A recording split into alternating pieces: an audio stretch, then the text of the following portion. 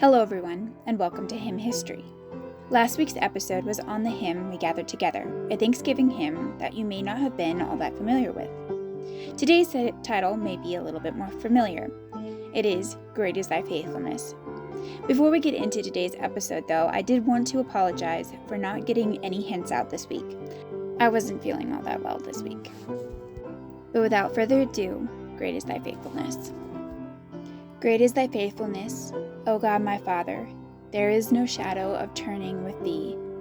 Thou changest not, Thy compassions they fail not. As Thou hast been, Thou forever wilt be.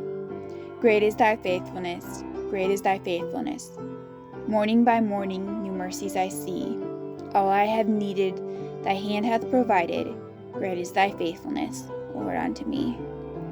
Summer and winter and springtime and harvest, sun, moon, and stars in their courses above, join with all nature and manifold witness to Thy great faithfulness, mercy, and love.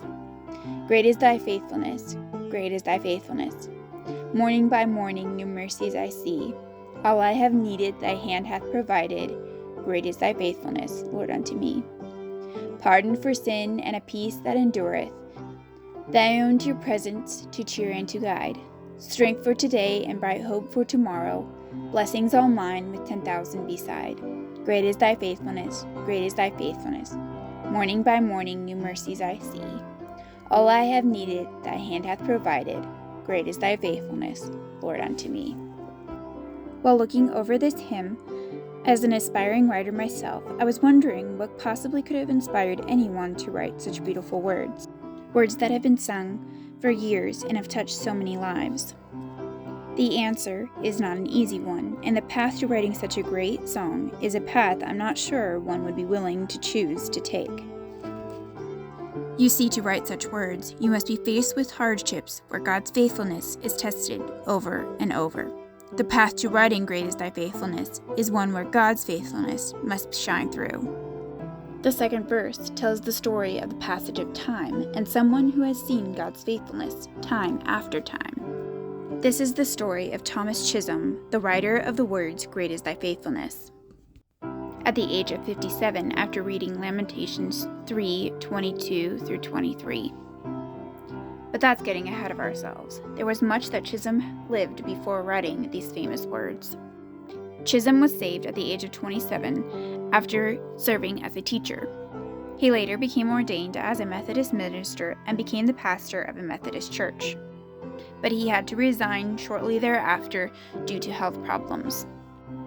Through his life, he was a teacher, a newspaper editor, a minister, and an insurance agent.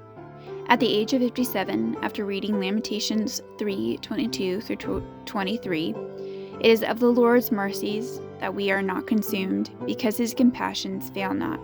They are new every morning, great is Thy faithfulness. He sat down to write the poem that would later become known as Great is Thy faithfulness. Chisholm sent the poem to William Runyon, a friend and a minister, to be set to music. Runyon had been encouraged years before by D.B. Towner to write hymns and compose the music. Hope Publishing Company then took the hymn and put it inside hymnals.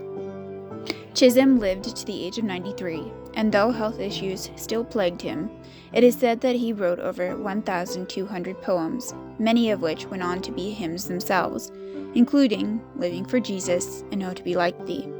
His life was not one of ease or without pain, but instead was a life filled with trials where God proved His faithfulness. Great is Thy faithfulness, great is Thy faithfulness. Morning by morning new mercies I see. All I have needed Thy hand hath provided. Great is Thy faithfulness, Lord, unto me. To God be the glory. Have a nice day.